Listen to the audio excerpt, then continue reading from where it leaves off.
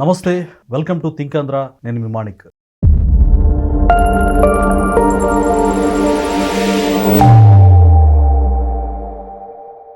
మనతో పాటు ఉన్నారు ప్రముఖ రాజకీయ విశ్లేషకులు అడుసుమల్లి శ్రీనివాసరావు గారు. నమస్కారం సార్. నమస్కారం అండి. సార్, తాజాగా జగన్మోహన్ రెడ్డి గారు ఒక స్టేట్మెంట్ ఇచ్చారు. ఏంటంటే ఆ స్టేట్మెంట్, మీ ఎమ్మెల్యేలు మరి వర్క్ చేయకుండా శాలరీస్ ఎలా ఇస్తారు అని చెప్పి ఒక రిపోర్ట్ అడిగినప్పుడు ఆయన ఒక రకమైన ప్రౌడ్ ప్రదర్శిస్తూ, మా ఎమ్మెల్యేలు ప్రజలు ఇచ్చేటువంటి ఆ పన్నులతోటి కట్టే ఆ శాలరీస్ మీద ఆధారపడి ఎవరు లేరు, మాకు స్థితిమంతులమే, మేమంత తక్కువేం కాదు, బెగ్గర్స్ కాదు అన్నట్టుగా ఆయన మాట్లాడారు. ఈ వ్యాఖ్యలు మనం ఎలా చూడాలంటారు అసలు? అంటే ఆ స్థాయి వాళ్ళకి ఆర్థికంగా వాళ్ళు బలవంతులై ఉండొచ్చు.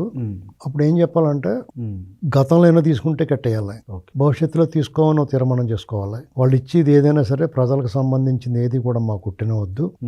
వెహికల్ అలవెన్స్లు ఇలాంటివన్నీ ఉంటాయి కదా, అవన్నీ వదులుకోవడం ఆదర్శవంతంగా ఉంటుంది. ఊరికే మాటలు ఒకటి చేతలు ఒకటి చేయకూడదు. నువ్వు నీ ఇంటి చుట్టూరు గోడ కట్టించుకున్నావు, ఎవరు బాబు సొమ్మది? నీ ఇంట్లో ఫర్నిచర్ ఉంది, 40 కోట్ల రూపాయలు ఫర్నిచర్ ఉంది, ఎవడు బాబు సొమ్మది? అంటే నువ్వు ఎంత స్థితిమంతుడైతే సిగ్గులేదని నీకు అన్ని ఇంట్లో పెట్టుకోవడానికి 2 లక్షల రూపాయల ఫర్నిచర్ గురించి కోడేశ్వర ప్రసాదరావు గారిని చచ్చిపోయేలా చేశారు మీరు. నువ్వు అందుకనే చేసేది ఒకటి మాట్లాడేది ఒకటి ఉంటుంది. అవన్నీ కాదండి. ఇప్పుడు నో వర్క్ నో పే అనేటువంటి దాన్ని మామూలుగా చెప్పారు ఆ స్పీకర్ గారు, డిప్యూటీ స్పీకర్ గారు ఒక రాష్ట్ర జాతీయ ఈ స్పీకర్ల సమావేశంలో మాట్లాడారు. నిజమే కదా. మీరు ఏ రకంగానూ శాసనసభకి మీ బాధ్యత ఏంటి? మీరు ఎమ్మెల్యేగా పోటీ చేశారు, గెలిచారు 11 మంది, జగన్మోహన్ రెడ్డి గారితో సహా 11 మంది గెలిచారు. మీ కనీస బాధ్యత మీ నియోజకవర్గ ప్రజల సమస్యల్ని అసెంబ్లీలో ప్రస్తావించాలి.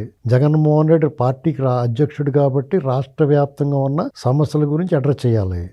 ఈ ప్రభుత్వం తప్పు చేస్తుంటే నిలదీయాలి. ప్రజలకి ఉపయోగపడే, సమాజ హితానికి ఉపయోగపడే కార్యక్రమాలకు నువ్వు సపోర్ట్ చేయాలి. ఇందులో నీ బాధ్యత, అది నీ డ్యూటీ. నీకు డబ్బులు సమస్య కాదు ఇక్కడ. నీ డబ్బులు నీకు అవసరం ఉండొచ్చు, ఉండకపోవచ్చు, కానీ నీ బాధ్యతను ఎందుకు విస్మరిస్తున్నావు? దాని సమానం చెప్పు. ఫస్ట్ వాళ్ళు అవమానించారు, వాళ్ళు నువ్వు ఎప్పుడు వెళ్ళావు అక్కడికి అవమానించారంటానికి? నీకు సమయం ఇవ్వట్లేదన్నావు, వాళ్ళు నువ్వు ఎప్పుడు వెళ్ళావు సమయం ఇచ్చారు లేదో తెలడానికి? అంటే ఎందుకు రేడుతున్నావు అంటే అక్కడ దొబ్బడానికి అన్నట్టు అండి. పైగా ఎవరన్నా మంచి మాట చెప్తేనో కొడతే ఎడుతున్నారు ఇందులో. ఇక్కడ అతని తాలూకు దురహంకారం, మదం, అధికారం ఉన్నప్పుడు అధికార మదం, ఇప్పుడు ధనమదం.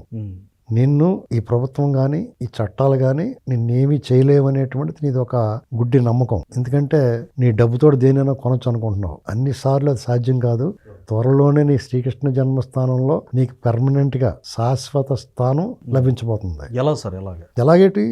అతనే దారులు, అతను చేసిన నేరాలు ఘోరాలు ఉన్నాయి. ఇందులో ఏంటంటే వెంటనే అయిపోలేదేటో అనుకుంటారు అందరూ. ఇటువంటి ఈ చేప తిమింగలాలు అంటారా? ఈ చేపను పట్టుకోవాలంటే మామూలు వల వేస్తే కొరికేసి వెళ్ళిపోద్ది. ఇది నైలాన్ వల వేయాలి. అర్థమైంది మీకు? ఎదురు నడు అరెస్ట్ చేద్దామంటే ఏళ్ళ మనుషులు ఉంటారు అన్ని చోట్ల. నోటీస్ ఇవ్వాలి, ఎందుకు పెట్టుకున్నారు, వదిలేండి అంటారు. లేకపోతే 6 నెలల బెయిల్ వచ్చేద్ది. పెద్ద వాళ్ళని తీసుకొచ్చి వాదించుకుంటాడు. ఇంకా పెర్మనెంట్ గా ఉండాలంటే నీకు ఎలాంటి వాడు వచ్చినా గానీ, అతని కంటే గనుడు ఆచంట మల్లాన్ని వచ్చినా గానీ లాభం లేదండి, మీరు వెళ్ళటానికి కుదరదండి అని పరిస్థితి ఉండాలి. అలా బిగిస్తున్నారు నట్లు. దానికి సమయం పడుద్ది. ఇది తెలియని వాళ్ళు చాలా మంది, చంద్రబాబు గారు చేత కాదు, ఈ ప్రభుత్వం చేయదు, ఇతను ఎవరు టచ్ చేయలేరు, మోడీ గారు సపోర్ట్, ఎవరు సపోర్ట్ ఉన్నా ఎవరు కాపాడలేరు అతన్ని. ఖచ్చితంగా. ఎందుకంటే ఒక్కొక్కసారి మీరు కాపాడాలనుకుంటారా, మీరు ఎన్ని చెప్పినా కానీ అవదు, పని కాల్చున్నాయి. అందరికీ స్వీయ అనుభవం ఉంటుంది. మీ స్థాయిలో మీరు ఏదైనా చేయాలనుకున్నది కూడా చేయలేని పరిస్థితి సందర్భాలు లేవా మీకు? ఉన్నాయి సార్. అలాగే జగన్మోహన్ రెడ్డి కూడా ఎవరన్నా ఏదైనా చేద్దామన్నా చేయలేని పరిస్థితి అతనే తెచ్చుకుంటున్నాడు. అతనికి ఎవరన్నా సహాయం చేసి ఉండొచ్చు, ఖచ్చితంగా చేసి ఉండొచ్చు, కానీ అతను ఏం చేస్తున్నాడు? బయటకు వచ్చి విక్రిస్తున్నాడు కదా. అంటే ఆ ఆప్షన్ కట్ అయిపోయినట్టే. ఇప్పుడు మీరు ఉంటారండి, మిమ్మల్ని ఏదో కేసులో పోలీసులు తీసుకెళ్తారు ఏదో సందర్భంలో, మీకు సంబంధించిన అతను ఫోన్ చేసి పోలీసులతో సన్నిహితంగా ఉన్న అతను, మావాడనండి కొంచెం విడిచిపెట్టండి, తర్వాత చూసుకోవచ్చానికి ఎస్ఐ గారు, సిఐ గారు మిమ్మల్ని తరలేవా, మీ వాడు ఫోన్ చేయడం చూసుకుని తర్వాత చూసుకుని వెళ్ళినాడు, అయితే మళ్ళీ రా, మేము పిలిచినప్పుడు రా అని వదిలేసాడు అనుకోండి. మీరు వస్తానే నమస్కారం పెట్టి వచ్చేస్తే అది వేరే కదా. ఏట్రా దొంగన కొడుకు అన్నారు అనుకోండి, ఖచ్చితంగా లోపల వేయడే. అతను సందిగ్ధంలో పడిపోతాడు. అతనికి చెప్తే వదిలేయడంటే ఎంతో సన్నిహితుడై ఉంటాడు అవతలోడు. యువతలు మీరు అన్నదాన్ని కూడా భరిస్తాడు. ఇది జరుగుతుంది అక్కడ.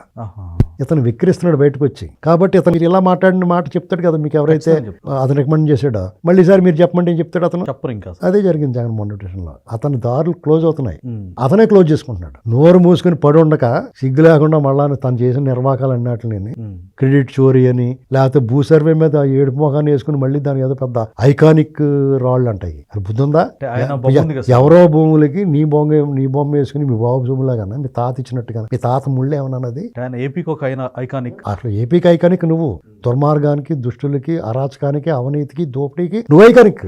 రైతుల పొలాల్లో ఉండడానికి లేదు. రైతుల పొలాల్లో నీ మొఖం అక్కడ అంటుకుని ఏడుపు మొఖం అక్కడ కనీసం దిష్టి బొమ్మ కింద పెట్టుకోవడం కూడా మా పనికిరాని ముఖాన్ని ఏదైనా అంటే ఎడుతున్నారు. ఇలాంటి చేష్టలన్నీ చేస్తారు, ఇలాంటి మాటలు మాట్లాడతారు. కొంచెం కఠినంగా మాట్లాడితే మేము బోరుమని ఏడుపులు మళ్ళీ ఒళ్ళు దగ్గర పెట్టుకుని ఆవరించాలా రాజకీయాలు ఉన్నప్పుడు. అంతా నేనే నా ఇష్టమైన సాగుద్ది అంటే వాళ్ళ కర్మ కొద్దీ ఆ టైంలో సాగింది, ఇక సాగదో సాగనివ్వం, అది గుర్తుపెట్టుకోవాలి.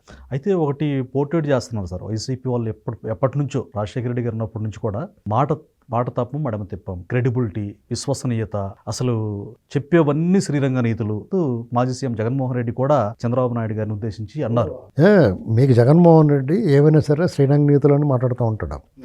అసలు అతను తరచి చూసుకోవాలి తన పరిపాలన ఏం చేశాడు, తను ఎందువల్ల తనను చీకొట్టారు. 151 సీట్లు ఇచ్చిన జనం ఎందుకు 11 సీట్లకు పరిమితం చేశారనేటువంటిది ఇవాళకి అతను సమీక్ష కానీ, పరివర్తన కానీ, పశ్చాత్తాపం కానీ, ప్రాయశ్చిత్తం చేసుకుందాం అన్న ప్రయత్నం కానీ చేయట్లా.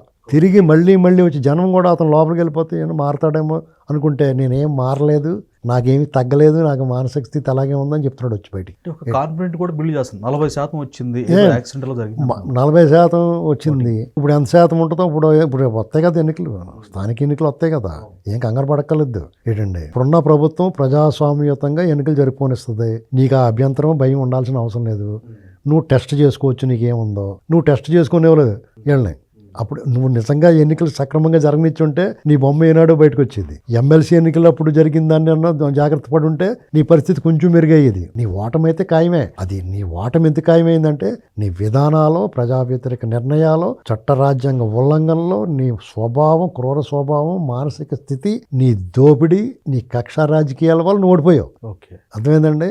అదే తెలిసేది. నువ్వు ఎన్నికలు టెస్ట్ ప్రధాన పరీక్షకు ముందు క్వార్టర్లు ఏముంటుంది, ఆఫర్లు ఏముంటుంది, వీక్లీ ఉంటాయి. ఈ టెస్టుల్లో మార్కులు చూసుకుంటే ఆ విద్యార్థి రేపొద్దున ఫైనల్ పరీక్షకి వెళ్ళడానికి బాగుంటుంది. అవి ఏమి లేకుండా ఫైనల్ పరీక్షకి వెళ్తే ఒక్క బోర్లా పడినట్టు నువ్వు పడ్డావు. ఇప్పుడు మీరు అడిగిన దాంట్లో మాట తప్పం మడం తప్పం పచ్చి బూటకం అండి అది. రాజశేఖర రెడ్డి గారు తెలంగాణ 2009 ఎన్నికల్లో తెలంగాణలో ఎన్నికలు అయిపోయిన తర్వాత ఆంధ్రప్రదేశ్కి వెళ్ళి టైం చూసుకుని హైదరాబాద్ వెళ్ళాలంటే వీసా కావాలి మనకు అన్నాడు. పచ్చి మోసం, ద్రోహం కదా, ప్రజాద్రోహం కదండి. ఎంత అన్యాయం అండి. ఎందుకన్నారు ఆ మాట? ఎందుకన్నారు? ఎన్నికల స్టంట్ తెలంగాణ ప్రజల్ని ఎంత అవమానకరంగా అవమానం చేసినట్టు అది. దాన్ని వీళ్ళు మాట్లాడరు, కొంతమంది ఉన్నారు. ఏంటండి ఎంతసేపు చంద్రబాబు కనపడతాడు నైట్ మేర్ లాగా కన్నా వాళ్ళకి. రాజశేఖర రెడ్డి ఏం చేసిన వాళ్ళకి వాళ్ళ రుచి సీకుతారు బాగానే. ఇంకోటి ఏంటంటే మాట తప్పం మడం తెప్పం. అసలు మీరు చేసేదే అది. వాళ్ళే పదే చెప్పుకుంటారు. ఉన్న అవలక్షణం ఏది ఉందో దాన్ని మంచి లక్షణంగా చెప్పుకోవడానికి ప్రయత్నం చేస్తాడు ఎవడన్నా. అర్థమైందండి?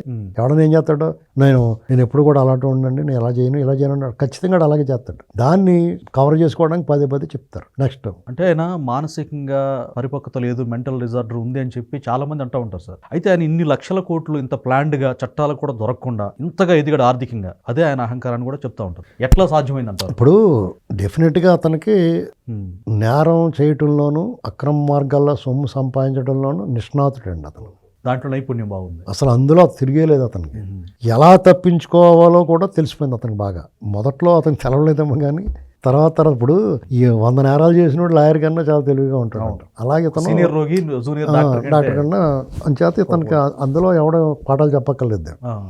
మానసిక స్థితి అంటే డెఫినెట్గా అతనికి ఆ రోగం ఉంటూ ఉండొచ్చు. దాని మీద వైద్యం చేసుకుంటున్నాడు, మందులు వాడుతున్నాడు అంటారు. మరి నిజం ఉంటుందో తెలియదు కానీ మనకు అతని మాటలో, అతని పద్ధతి, ఎన్నికల్లో ఓడిపోయిన తర్వాత ఆయన వ్యవహరించే తీరు చూసిన తర్వాత ఇది నిజమనేమో బాబు, లేకపోతే ఆవిడేలా ప్రవర్తించడు కదా అనుకుంటాం. కరెక్ట్. ఇప్పుడు ఏ రాజకీయ పార్టీ అన్న నాయకుడన్నా ఏం చేస్తాడంటే అతను ఒక విధానం తీసుకుంటాడు. విధానం తీసుకోవడం తప్పు కదా. ఇప్పుడు జగన్మోహన్ రెడ్డి అవలంబించిన తీరు పాలసీ అది. అంటే అవినీతి, అక్రమం, అరాచకం, దోపిడీ, ఫ్రాక్షనిస్ట్ మనస్తత్వంలో అతనికి అది కరెక్ట్ అనిపిస్తుంది. ఆ విధానం కరెక్ట్ కాదని ప్రజలు చెప్పిన తర్వాత కూడా నువ్వు మారలేదనుకోండి, నీకు రోగమే. ఇప్పుడు చంద్రబాబు నాయుడు గారు ఓడిపోయారు. అప్పుడు ఏమనుకున్నాడు ఆయన, నేను ఇంత దారుణంగా పరిపాలన చేసేంత, ఓటమి పాలయ్యేంతగా పరిపాలన చేశాను అనుకున్నాడు. ప్రజా తీర్పుని గౌరవించి వెళ్ళిపోయాడు ఆయన. కార్యకర్తల దగ్గర అయ్యారు, ప్రజా సమస్యల మీద పోరాడారు, తిరిగి అధికారం తెచ్చుకున్నారు. నువ్వు కూడా ఏం చేయాలి? అసలు ఈ ప్రభుత్వం ఏం చేస్తుంది, వాళ్ళ మీద ఎలాంటి పోరాటం చేయాలి, కనీసం అసెంబ్లీకి కూడా రానప్పుడు నీకు ఏం హక్కుంది మాట్లాడటానికి? నేను గెలిపించేయడం ఉపయోగం ఏమిరా బాలరాజు, నీ వల్ల ఉపయోగం అనుకుంటారు కదా సినిమాలో అనుకున్నట్టు. నీకు ఎందుకు వేయాలి ఓటు ఎవడన్నా? నిన్ను అసెంబ్లీ కూడా నువ్వు వెళ్ళకుండా నీ మనుషుల్ని నీ ఎమ్మెల్యేలు వెళ్ళనివ్వకుండా చేస్తున్నాడు, మీకు ఎందుకు గెలిపించాలి ఎవడన్నా? ఒక బాధ్యతారాహిత్యం. ఇంత బాధ్యత లేకుండా వ్యవహరించి రాజ్యం వీరభోజ్యం, నేను మైట్ ఈజ్ రైట్, నేను డబ్బులతో కొంటాను, మనుషులు పెట్టి కొట్టిస్తానంటే నీకన్నా 4 ఆకు ఎక్కులు చదివినాడు. వీళ్ళు తలుచుకుంటే తుక్కు రేగిపోద్ది మీకు. ఏంటండి ఒళ్ళు దగ్గర పెట్టుకుని వ్యవహరించాలి ఎవడన్నా. మేము ఏదో రౌడీజం చేస్తున్నాం అనుకుంటే తెలుగుదేశం పార్టీ గురించి వాళ్ళకి తెలియదు. నేను చెప్తున్నాను వినండి. వాళ్ళు చంద్రబాబు నాయుడు గారు పగ్గాలు వేసి ఉండెత్తున్నాడు, కానీ అందులో పచ్చినెత్తురు నువ్వు కాసుకుని తాగుతావేమో, వాళ్ళు పచ్చినెత్తురు తాగేస్తారు. అది గుర్తుపెట్టుకోవాలి.